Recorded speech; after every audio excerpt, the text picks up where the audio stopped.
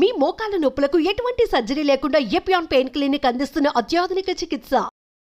Doctor గారు నమస్తే అండి. నమస్తే అండి. అంటే జనరల్గా కూడా మనం నడుస్తాము, నడకలో ఒక్కొక్కసారి తేడా వస్తుంది. ఏది నార్మల్ ఏది అబ్నార్మల్, అది ఏమైనా ఇండికేట్ చేస్తుందా మనకు అనారోగ్య సమస్య ఉందని? పెద్ద ప్రాబ్లమా? డాక్టర్ దగ్గరికి వెళ్ళాల్సిన అవసరం ఉంటుందా? సరే, డాక్టర్ దగ్గరికి వెళ్ళాల్సిన అవసరం అనే తర్వాత మాట, కానీ నడక వల్ల తీరు తెన్ను చూసి దాన్ని బట్టి చాలా వరకు దానికి ఏదైనా ఇబ్బందులు ఉన్నాయని గుర్తించే అవకాశం ఉంది. ఇప్పుడు కాలు ఎవరో కుడుతూ ఉన్నారనుకోండి, దాని అర్థం ఏంటి? ఏదో నొప్పి ఉంది ఆ కాళ్ళలో. భగవంతుడు 2 కాళ్ళు ఇచ్చాడు. కుడికాలే కానీ బాగుండి ఎడం కాలు కానీ కుడుతూ ఉన్నాడు, నొప్పి ఉంది అనుకోండి, ఆ కాళ్ళు ఏదో తేడా ఉంది. దానిలో ఆంగ్లంలో ఏమంటే యాంటైజెసిక్ గెయిట్ అంటారు. అంటే గెయిట్ అంటే మనం నడిచే తీరు తెన్ను నడక విధానం. ఎవరో ఒక మహాకవి ఏం రాశాడంటే, నడక ఆలోచనకి ఆరోగ్యానికి మంచి మార్గం అంట. అంటే నడుస్తున్నప్పుడు మంచి ఆలోచనలు కూడా వస్తుంటాయి. నడిచే విధానం అది. అదే కాకుండా ఇప్పుడు ఈ నడక అన్నది ఏమిటంటే నరాలు, కండరాలు, బోన్స్, అదే కాకుండా కార్డియో రెస్పిరేట్, వీటన్నిటికీ కూడా అనుసంధానం ఉండేటువంటి ఒక పద్ధతి, క్రమ పద్ధతి నడుస్తుంటే దాని ఇంపార్టెన్స్ మనకు తెలియదు. అసలు ఏం చెప్తారంటే, ఒక క్లినిక్ లోపలికి, మా హాస్పిటల్ లోపలికి ఒక వ్యక్తి నడుచుకొని వచ్చిన పద్ధతిని బట్టి మనకున్న అనుభవంతో చాలా వరకు మనం చెప్పగలం ఏంటి ప్రాబ్లం ఉందని కూడా చెప్పగలగాలి. అయితే ఇప్పుడు ఏమిటంటే, ఈ సిటీ స్కాన్లు, ఎంఆర్ఐలు ఇవన్నీ వచ్చిన తర్వాత ఏమిటంటే, పేషెంట్ని చూసేటువంటి పర్సంటేజ్ కొంచెం తక్కువైపోయింది. అది సరే, మారుతున్న పరిస్థితులకు అనుగుణంగా చేస్తున్నారు. కానీ అసలు నిజానికి ఏమిటంటే, లోపలికి క్లినిక్ లోపలికి, అంటే రూమ్ లోపలికి, ఛాంబర్ లోపలికి పేషెంట్ వచ్చినప్పుడు నడుచుకునే విధానం బట్టి ఇంకొక మాట చెప్పాను నేను. కొంచెం కుంటుతూ వచ్చాడు అనుకోండి, ఏదో నొప్పి ఉంది, నొప్పి ఉండడం వల్ల ఆ కాళ్ళ మీద బరువు తీసుకోకుండా 2వ కాళ్ళ మీద నడుస్తున్నాడు, తెలిసిపోతుంది. స్లోగా నడుస్తున్నాడు, చూడగానే తెలుస్తుంది ఏదో గేట్ నెమ్మదిగా అయిపోయాడు కదా మీ ఆయన అని అడుగుతాను. అంటే ఏమిటంటే, ఏదన్నా పార్కిన్సన్ వ్యాధిలాగా. అదే కాకుండా కాలు ఈడుస్తూ, కాలు ఈ భూమిని క్లియర్ చేయడానికి ఏదో కష్టపడుతూ ఉన్నాడు. అంటే ఈ మధ్య కాలంలో ఏదైనా పెరాల్సి వచ్చి ఒక చెయ్యి అసలు కదలట్లేదు. అదే కాకుండా కాలు ఇలా ఎత్తి వేయలేకపోతున్నాడు. అంటే ఏమిటి, అక్కడ ఏదైతే నరం, అది ఫుడ్ డ్రాప్ అంటాం. అంటే ఒక్క వ్యక్తిని చూడగానే ఇన్ని విషయాలు మనకు తెలుస్తున్నాయి. దీనిలో 2 భాగాలు ఉంటాయి. ఒకటి స్టాన్స్ ఫేజ్, అంటే ఏమిటి, మనం అడుగు వేస్తున్నాం అనుకోండి, భూమి మీద ఉండే టైం 60%. ఆ తర్వాత స్వింగ్ ఫేజ్, అంటే దాన్ని మనం కాళ్ళు ముందుకు వేసి వెళ్తాం కదా. ఈ 2 ఫేజ్లు ఉంటాయి. ఈ నడక తాలూకా ఇంపార్టెన్స్ మనం తెలుసుకుంటే, ఒక వ్యక్తి తాలూకా స్టెబిలిటీకి, నడిచే విధానానికి బట్టి, తర్వాత ఎఫిషియన్సీ, నడక తాలూకా ఎఫిషియన్సీ, అలసిపోకుండా ఉండేదానికి, ఏదైనా జబ్బులు రాకుండా ఉండడానికి ఆరోగ్యంగా, హెల్త్ మానిటరింగ్ ఈ మధ్యకాలంలో అసలు కొన్ని పెద్ద ల్యాబుల్లో వేరబుల్ యూజర్స్ వచ్చాయి. ఏదైతే చూడండి పల్స్ కోసం, దీనికోసం ఏదైతే చేతికైతే వాచ్ లాగా, బ్యాండ్ లాగా కడుతున్నారో, నడువుకు కానీ కాళ్ళకు కానీ ఒక డిస్పోజబుల్ వేరబుల్ వచ్చాయి. దానివల్ల ఏంటంటే, నడిచే పద్ధతి, నడిచేలో తేడా ఏమైనా ఉందా, ఇవి కూడా చెప్పేసినటువంటి ఒక పద్ధతి వచ్చింది. ఇంకా ల్యాబ్స్లో నడితే ఈఎంజీ కానీ ఇలాంటి కొన్ని టెస్టులు అవన్నీ చేసి నడక తాలూకా విధానాల్లో విశ్లేషణ అనేది మొదలైంది. చూశారు కదా. అందువల్ల ఏంటంటే, నడక అన్నది ఒక సింపుల్ విషయమే కాకుండా, దానికి కండరాలు కానీ, ఇది వెన్నుపూసలో కానీ, నరాలలో కానీ, వీటన్నింటి తాలూకా మేలు కలయిక. ఇప్పుడు నడకని ఎంతవరకు చెప్తున్నారంటే శాస్త్రజ్ఞులు, బయోమార్కర్ అంటే ఏమిటి? ఇప్పుడు మాటకి ఎవరికైనా కిడ్నీ ప్రాబ్లం వచ్చింది అనుకోండి, దానికి ఏది మనసు క్రియేటిన్ అని ఒక టెస్ట్ చేస్తాం. ఏదైనా ఇన్ఫెక్షన్ వచ్చిందేమో అని అనుకోండి, సిఆర్పి అని ఒక టెస్ట్ చేస్తాం. షుగర్ ఉందా లేదా, ఉంటే అసలు 3 నెలల యావరేజ్ అని దానికి ఒకటి HbA1c అని టెస్ట్ చేస్తాం. కార్డియాలజీ వాళ్ళు ట్రోపోనిన్ అని టెస్ట్ చేస్తారు, ఏదైనా హార్ట్ అటాక్ ఉందా. ఇలా వీటిలో మార్కర్స్ అంటాం, అవి ల్యాబ్ మార్కర్స్. క్లినికల్ బయోమార్కర్ అంటే ఏమిటండి, ఏం ఖర్చు లేకుండా, నొప్పి లేకుండా, చాలా ఈజీగా చేసేటువంటి ఒకే ఒక విశ్లేషణ నడక.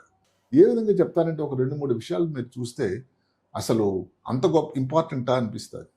ఒక వ్యక్తి నడకలో స్లో అయిపోయింది అనుకోండి, ముందులాగా అంత యాక్టివ్గా లేడు, అది నడక చూస్తేనే మనకు తేడా అవుతుంది. అంటే ఇది ఏదో డిమెన్షియా రావడానికని ఒక అనుమానం 10 సంవత్సరాలు, అంటే ఒక డికేడ్ ముందే మనకు తెలియచ్చు, 10 ఏళ్ల ముందు తెలుస్తుంది. అంటే ఆ నిశ్చితమైన దృష్టితో చూసే పద్ధతిని బట్టి ఉంటుంది. సరే, నడుస్తున్నాడు, ఈ చేతులు మామూలు నడుస్తూ ఉంటే భగవంతుడు ఇచ్చిన పద్ధతి ఏంటంటే, నడకలో పాటు చేతులు కదులుతూ ఉంటాయి, అసోసియేటెడ్ మూమెంట్స్ అంటారు. ఈ స్వింగ్ లేదనుకోండి చేతుల్లో. అదే కాకుండా ఒకసారి కొంచెం ఇది క్లమ్జీగా, ఒకసారి కొంచెం ముందు ఊపుతున్నాడు, ఒకసారి స్లోగా అయిపోతుంది. అంతా చూడగానే ఇదేంటి ఇర్రెగ్యులర్గా అనిపిస్తుంది, అది చూసే వాళ్ళకి తెలుస్తుంది. ఇలాంటిదిగా ఉండేటట్టయితే ఒక 7 సంవత్సరాల ముందు పార్కిన్సన్ వ్యాధి అయితే కాదు కదా అని గుర్తుపట్టచ్చు.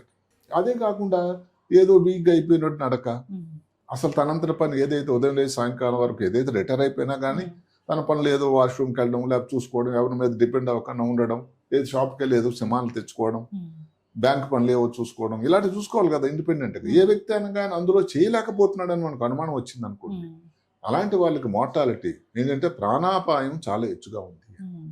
అంటే ఒక్క నడకతో ఇన్ని విషయాలు మనకు తేటతెల్లం అవుతుంటాయి. ఇప్పుడు చిన్నపిల్లలు పెద్దవాళ్ళు ఉండాలనుకోండి, పెద్ద చిన్న పిల్లలు ఒకటి తెలియగానే మనకు తెలుస్తూ ఉంటుంది. ఏంటిది? ఇప్పుడు సెరిబ్రల్ డైప్లీజియా అంటారు. అంటే ఏమిటి? బ్రెయిన్ లోపల ఏదైతే ఈ ప్రాంతంలో కాళ్ళను కంట్రోల్ చేసే ప్రాంతంలో కానీ ఇబ్బంది వస్తే రెండు ఇలా సిజరింగ్ గేట్ అనుకొని పిల్లలు నడుస్తూ ఉంటారు, దాన్ని సెరిబ్రల్ డైప్లీజియా అంటే ఇలాగ. అంటే సిజరింగ్ గేట్ అంటారు, రెండు కాళ్ళు ఒక దాని మీద ఒకటి వేసుకొని. అది చూడగానే తెలుసు వీళ్ళకి సెరిబ్రల్ పాలసీ అంటాం, వినుంటాం సెరిబ్రల్ పాలసీ.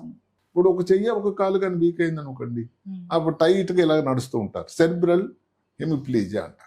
అదే కాకుండా ఇది నడుస్తూ ఉన్నారు ఇలాగ ఊగిపోయి తడిపోయి సెరిబ్రల్ అంటే అన్స్టడీ గేట్, అంటే చిన్న మెదడులో ఏదన్నా తేడా ఉందా, కండరాలు తేడా ఉంటాయి, ఇలాగ నడుస్తుంటే బ్యాడ్లింగ్ ఇలా వెడల్పుగా చేసి బ్యాడ్లింగ్ గేట్ అంటారు. అంటే ఒక్క నడక చూసే చిన్నపిల్లల్లో కూడా ఏదన్నా ఇంకేదైనా ఇబ్బంది ఉందా అని అనుమానం వచ్చే అవకాశం ఉంది. పెద్దవాళ్ళు అనుకుంటా చెప్పినట్టుగానే అన్ని ముఖ్యంగా పార్కిన్సన్ వ్యాధి స్లో గైటు, స్టాండ్స్ ఏదో నెమ్మది నడవడం, స్లో మూమెంట్స్ అయిపోయినాయి, అసోసియేటెడ్ మూమెంట్స్, ముందుకు ఇలాగ పడిపోతారేమో అన్నట్టుంటే దాన్ని పార్కిన్సన్ గైట్. పెరాలసిస్ వచ్చినట్టయితే పెరాలసిస్ వల్ల ఏదైతే కుడి పక్కన అయితే కుడి పక్కన, ఎడం పక్కన అయితే ఎడం పక్క, కాలు చేయి వీక్ అయిపోయి టైట్గా అయిపోయి ఆ కాలు క్లియర్ చేయలేకపోవడం దాన్ని పెరాలసిస్ అంటే ఏదైతే స్ట్రోక్ గేట్ వచ్చిన తర్వాత. అదే కాక అంటే చూడగానే మన రూమ్ రాగానే దానికి డయాగ్నోస్ అయిపోతుంది. పెరాలసిస్ వచ్చే ముందే లక్షణాలు గేట్ లో కూడా తేడా ఉన్నా కాడికి గుర్తుపట్టవచ్చు. మూడోది ఏమిటి? కాలు ఇలాగ తీసి ఇలాగ వేస్తున్నాడు అనుకోండి, అంటే దానికి కాలు పాదం ఏదైతే డార్సిఫ్లెక్షన్ మూమెంట్ ఉంటుందో ఆ మూమెంట్ లో తేడా రావడం వల్ల నరాల్లో ఏదైనా వీక్నెస్ వల్ల ఏదైనా న్యూరోపతి కానీ లేకపోతే డిస్కులర్ డిజీజ్ ఉన్నా కానీ, నడుములో ఏదైనా యాక్సిడెంట్ ఏదైనా ఇబ్బంది ఉన్నా కూడా ఇలాంటి ఫుడ్ కూడా క్లియర్ చేయలేని పని. పాదం ఇలా తీసి ఇలా ఈ మూమెంట్ ఉండదు, అందువల్ల ఏంటంటే ఎత్తేయడం ఇలా ఉంటుంది, ఇలా అవదు ఇది. ఇంకొకటి ఈ సెరిబెల్లం చిన్న మెదడులాగా అంటే కోఆర్డినేషన్ ఇలాగ ఎదురైపోవడం, ఇది నడుస్తుంటేనే ఒక పక్క తూగిపోవడం, అన్స్టడీ గైట్, దీన్ని చిన్న మెదడు. అట్లా ఏ భాగంలో వచ్చిందని దాన్ని బట్టి కూడా ఈ గైట్ తాలూకు ముఖ్యత మనకు తెలుస్తుంది. గైట్ అన్నది చాలా సింపుల్ది, అసలు ఏమాత్రం ఖర్చు లేనిది, ఇన్ని విధానాలు మనకి చెప్పేటువంటి ఒక గొప్ప అబ్జర్వేషన్ అన్నమాట. అందుకని అసలు ఇంటి దగ్గర వాళ్ళే చెప్తారు, ఈ మధ్య నడక స్లో అయిపోయారండి మా ఆయన, లేకపోతే నడక ఏదో అసలు ముందు తనంత తాను అన్ని హడావుడిగా పనిచేసుకునేవాడు, ఈ మధ్యకాలంలో వెళ్ళలేకపోతున్నాడు, కాలు చేయి వీక్ అయిపోయింది, ఒక్క కాలు ఉక్క ఇచ్చే ముందు కుడికాలు ఏం ప్రాబ్లం లేదు. ఇవన్నిటి కూడా మనకు చూడగానే తెలుస్తాయి. ఇందాక చెప్పినట్టుగా కాళ్ళను నొప్పి ఉంటే ఒక పద్ధతి, పార్కిన్సన్ వ్యాధి అయితే ఒకటి పద్ధతి, పెరాలసిస్ వల్ల దాల్తారు వచ్చే పద్ధతి, చిన్న మెదడులో వస్తే ఒక పద్ధతి, ఏదైనా నరాలలో వీక్నెస్ రావడం వల్ల పాదం ఫుడ్ డ్రాప్ అంటాం, చేయి తాలూకు ప్రాబ్లం వస్తే రిస్ట్ డ్రాప్ అంటాం, కాల్లో వస్తే ఫుడ్ డ్రాప్ అంటాం. అంటే దానివల్ల కాలు లేవదు పాదం, ఈ ప్రాబ్లం ఉన్న వాళ్ళు ఇట్లా అంతే. ఈ మూమెంట్ బాగానే ఉంటుంది, ఈ లేవలేదు, ఎందుకంటే ఈ మూమెంట్ కి సంబంధించినటువంటి నరం డ్యామేజ్ అవ్వడం వల్ల దాని ఈ మూమెంట్ డార్సిఫ్లెక్షన్ అంటారు, దీన్ని ప్లాంటార్ ఫ్లెక్షన్ అంటారు. అది మూమెంట్ రావడం పోవడం లాగా నడకలో తేడా ఉంటుంది. అంటే ఇందాక చెప్పినట్టుగానే అంత మంచి బయోసెన్సార్, ఏమాత్రం ఖర్చు లేదు, ఏం ఇంజక్షన్ చేయలేదు. అయితే ఇప్పుడు ఇంకా దాని విశ్లేషణ కోసం ఇందాక చెప్పినట్టుగా సెన్సర్స్ వచ్చాయి, ల్యాబ్లో అనాలిసిస్ చేస్తున్నారు. మొత్తం మీద ఇంత బ్రహ్మాండమైనటువంటి అబ్జర్వేషన్ అనేది గేట్ అంటే నడక. అందువల్ల నడకను అబ్జర్వ్ చేస్తే వచ్చేటువంటి ఇన్ఫర్మేషన్ అంటే మీరు కండరాలకు సంబంధించింది కానీ, నరాలకు సంబంధించిన కానీ, బ్రెయిన్లో ఏదైనా తేడా ఉన్నది కానీ, వీటన్నిటినీ ఆ చూడగానే మనకు తేడా వస్తుంది. బ్రెయిన్లో కూడా చిన్న మెదడు పెద్ద మెదడు ఇంకో గేట్ ఉంది, అది మ్యాగ్నెటిక్ గేట్. అంటే ఏంటండి, అసలు ఒక్కొక్క అడుగు వేస్తూ ఉంటారు, కాలు ఏదైనా ఫెవికాల్ పెట్టి కాలు అతుక్కుపోయినాయి ఆ భూమికి అన్నంత అనుమానం వచ్చే గేట్, దాని పేరు మ్యాగ్నెటిక్ గేట్. అంటే అతుక్కుపోతుంది. అది ఎవరిలో వస్తుంది? బ్రెయిన్ లోపల ఎన్పిహెచ్ అని, అంటే నార్మల్ ప్రెషర్ హైడ్రోకెఫలస్ అని ఒక మాట ఉంది. అంటే బ్రెయిన్ కాల గమనాన 60-70 సంవత్సరాలు, 60 కాలు 70 సంవత్సరాలు బ్రెయిన్ తాలూకా సైజ్ చిన్నగా అయిపోతుంది. దానిలో ఈ ఫ్రాంటల్ లోబ్స్ అనేవి బాగా డ్యామేజ్ అవుతాయి. బ్రెయిన్ లోపల వాటర్ కూడా ఎక్కువ వస్తుంది. దానివల్ల ఏంటంటే వాళ్ళు నడకలో తేడా వస్తుంది. నడకలో పెరాలసిస్ ఉండదు, అప్రాక్సిమేట్ నడక ఏదో గజిబిజ్ అయిపోతుంది, స్లో అతికిపోయినట్టు. దీనిని మ్యాగ్నెటిక్ గైట్ అంటారు, స్టాండ్స్. ఇది చూడగానే తెలుస్తుంది ఇదేమన్నా కానీ ఫ్రంటల్ లోపల అంటే అనుభవం ఉన్న వాళ్ళు రోజు చూసే వాళ్ళకి తెలుస్తుంది. చుట్టాలకు కూడా డెఫినెట్గా ఇది ఏదో గేట్లో తేడా ఉంది, నడక ముందులాగా లేదు. అది ఏమిటి అనుకుని ఎవరో విశ్లేషణ చేసే డాక్టర్కి వదిలేద్దాం. అంటే ఆ మాత్రం దానితో డాక్టర్ దగ్గర తీసుకెళ్తే ముందు జాగ్రత్తగానే డాక్టర్ గారు ఇది నార్మల్ కాదు అని దానికి సంబంధించినటువంటి పరీక్షలు చేయడం. ఇప్పుడు పార్కిన్సన్ వ్యాధి ఉందనుకోండి, దానికోసం ఎంఆర్ఐ లేదా పెట్ స్కాన్ చేస్తాం. పెరాలసిస్ వచ్చిందంటే ఏ భాగంలో వచ్చిందని చూడడానికి ఎంఆర్ఐ చేయాలి. ఈ హై స్టెప్పేజ్ గైట్ ఏదైతే మనం అనుకున్నామో నడుముకి ఎంఆర్ఐ చేయాలి.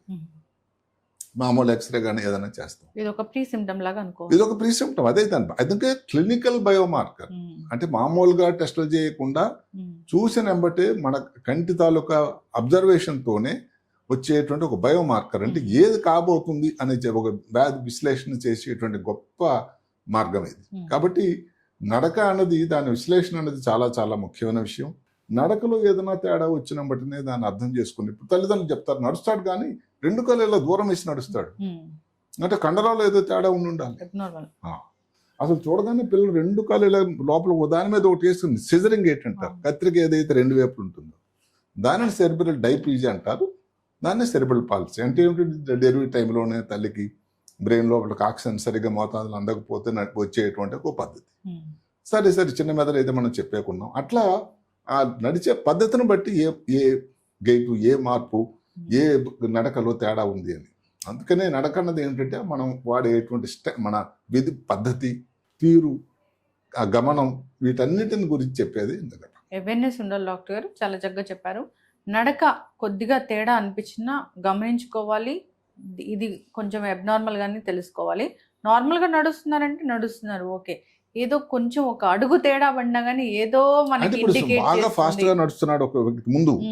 ఇప్పుడు వారి ఇంటి దగ్గర వ్యక్తులందరికీ పరిచితుడు. ఆయన వెళ్ళాడంటే 5 నిమిషాలు వెళ్ళి షాప్కి వెళ్ళి వచ్చేవాడండి. ఏదో స్లో అయిపోయాడు, వెళ్తున్నాడు కానీ చేతులు ఏదో ఇందులా కదలకలేదు. ఎందుకంటే అసోసియేట్ మూమెంట్స్ అంటాం. నార్మల్గా అందరికి కూడా భాగ్యవంతుడైనా పేదవాడైనా నడుస్తున్నప్పుడు కాలేలాగా కలుస్తున్నప్పుడు చేతుల్లో కూడా ఈ కాళ్ళకి అనుగుణంగా చేతులు కూడా కదులుతూ ఉంటాయి తెలియకుండానే. అసోసియేట్ మూమెంట్స్ అంటారు. అవి కానీ స్లో అయిపోయాను అనుకోండి. అదే కాకుండా ఒకసారి ముందుకెళ్ళడం, ఒకసారి గజిబిజిగా అయింది అనుకోండి, ఇదేదో కొంచెం తేడా ఉంది అని. దాన్ని పార్కిన్సన్ వ్యాధిని మీరు ఎవరో డయాగ్నోస్ చేయకపోయినా డెఫినెట్గా ఇదేదో అలాంటి సంబంధమైన ఇబ్బంది కానీ డాక్టర్ దగ్గరికి మీరు తీసుకెళ్ళినట్టయితే ఈ రోజుల్లో, ఎందుకంటే భారతదేశంలో 60-65 పైబడిన వ్యక్తులు చాలా ఎక్కువ మంది, 150 మిలియన్లు ఉన్నారట. అంటే ముందు భారతదేశం జనాభా కూడా తల నెరిసిపోయిన జనాభా ఎక్కువ కాబోతుంది. తల నెరిసిపోయిన జనాభా అంటే తెల్లగైపోయింది, జుత్తు తెల్లగైపోయింది అంటే 60-65 సంవత్సరాలు లైఫ్ స్పాన్ పెరుగుతుంది, లైఫ్ స్పాన్ పెరుగుతుంది. అలాంటప్పుడు ఏంటంటే వాళ్ళకి సంబంధించిన ఈ వ్యాధులు, ఇబ్బందులు మీద దృష్టి పెట్టాలి. అందులో ఒక ముఖ్యమైన అంశం ఏంటంటే గేట్. ఇప్పుడు అదే కాకుండా ఇప్పుడు ఎవరికి ఇంకొక చెప్తారు శాస్త్రవేత్తలు, మనం అన్ని నెగ్లెక్ట్ చేస్తుంటాం. ఎవరికన్నా కానీ డయాబెటిక్ ఫుట్ వచ్చింది అంటే డయాబెటీస్ వ్యాధి చాలా వ్యాప్తి చెందింది, కాళ్ళలో పుండు వచ్చింది, దానికి వైద్యం చేయించుకోకుండా ఉండిపోతే లైఫ్ ఎక్స్పెక్టెన్సీ అంటే దగ్గర 10 నుంచి 15 సంవత్సరాలు తగ్గిపోతుంది. నమ్ముతారా? అలా వ్యాధి అలాగ ఎక్స్టెండ్ అయిపోయి కాలు తీసేస్తారు. అదే కాకుండా ఇన్ఫెక్షన్ వెళ్తూ ఉంటుంది. ఇప్పుడు నీ జాయింట్ అనుకోండి, నీ జాయింట్ ట్రాన్స్ప్లాంట్ ఈ మధ్యకాలంలో ఎంత జరుగుతున్నాయి, టోటల్ నీ ట్రాన్స్ప్లాంట్ రీప్లేస్మెంట్ అని. అది కానీ చేయించుకుంటే 4 సంవత్సరాలు ఎక్కువ లైఫ్ ఎక్స్పెక్టెన్సీ పెరుగుతుంది. చేయించుకుంటే ఎక్కువ పెరుగుతుంది అంటే లేకపోతే కదలిక ఉండదు కదండి. అలాగే ఒక దగ్గర కూర్చుంటుకోవడం ముద్దపప్పులా, ఒక దగ్గర ఉండేసరికి కాళ్ళు అన్ని వాపులు రావడం, దాంట్లో ఏదైనా రక్తనాళాలు బ్లాక్ అయిపోవడం. మొబిలిటీ ఉంటే మంచిది. అందుకు ఇంత ఇంపార్టెన్స్ ఉంది మొబిలిటీ కోసం. చక్కగా చెప్పారు డాక్టర్, చాలా చక్కటి ఇన్ఫర్మేషన్.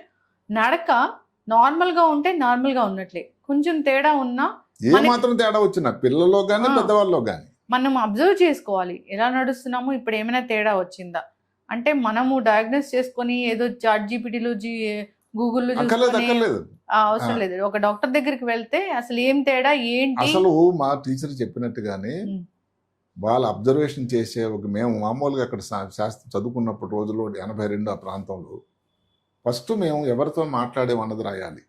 Informant wife. ఇప్పుడు అంటే ఏంటి, ఎవరు మనకు హిస్టరీ అంటాం, హిస్టరీ ఇచ్చేది ఎవరు, ఇప్పుడు మటుకు ఆ వ్యక్తితో కొడుకు లేడండి, ఎక్కడో దూరం ఉద్యోగం చేసుకుంటున్నాడు. అతనికి ఏం జరుగుతున్నదో, ఎప్పటి నుంచి మార్పు వచ్చిందో ఆయన ఏం చెప్పగలటండి? అవును. కాదు. కాబట్టి ఆ హస్బెండ్కి ఇబ్బంది, భర్తకు వస్తే ప్రాబ్లం భార్య చెప్పగలిగినంత బాగా ఎవరు చెప్పలేరు.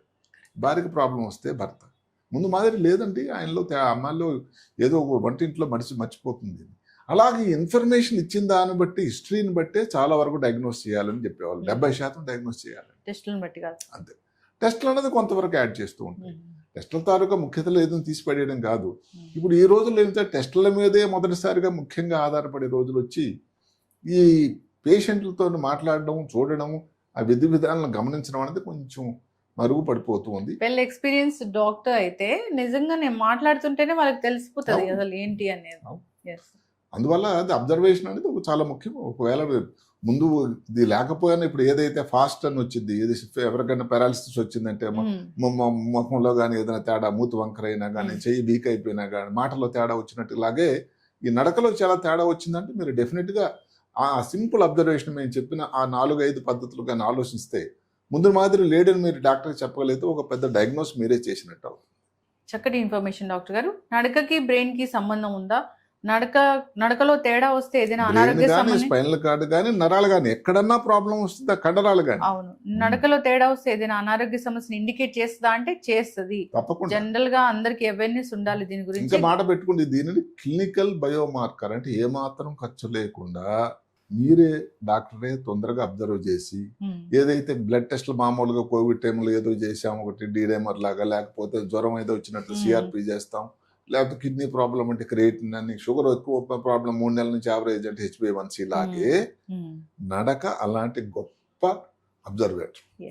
చక్కటి ఇన్ఫర్మేషన్ డాక్టర్ గారు. అందరు గమనించుకోవాలి, అవేర్నెస్ ఉండాలి. కొంచెం తేడా కనిపించిన డాక్టర్ సంప్రదిస్తే మంచిది. తప్పకుండా. చాలా చక్కటి ఇన్ఫర్మేషన్ ఫాలో అవ్వాలి. ధన్యవాదాలు. నమస్కారం.